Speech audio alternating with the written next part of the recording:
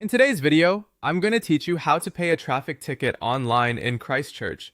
We'll be using the New Zealand Police Payments page, which provides the official instructions for paying an infringement through internet banking. This is a straightforward process, but it's important to enter the payment details carefully so your payment can be matched to the correct notice without delay. To begin, go to the NZ Police Payments page. Once you're on the main content of the page, take a moment to read through the section explaining how to pay by internet banking. This part is helpful because it outlines exactly what information needs to be included with your payment and what to expect after you send it. Next, log into your banking app or your bank's website. In the payee search, look for Police Infringement Bureau or NZ Police, sometimes shown as Police Infringement Bureau. If your bank already has this payee listed, that's usually the easiest option because it reduces the chance of entering details incorrectly.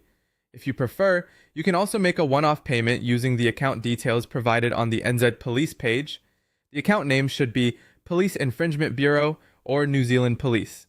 The account number is 030049080227. Before confirming anything, it's a good idea to double-check the account name and number against the official page to make sure everything matches exactly.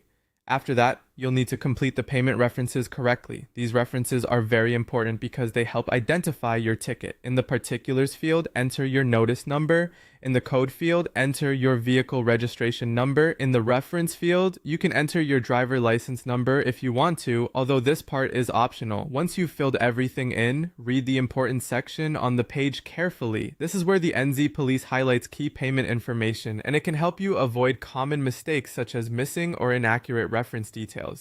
Even if the payment goes through from your bank's side, incorrect information can slow down the matching process. Finally, keep in mind that payments made to the Police Infringement Bureau can take up to 48 hours to process from the time of payment, as long as all the required information has been entered accurately. So if you've just paid, don't worry if it doesn't update immediately. That's it.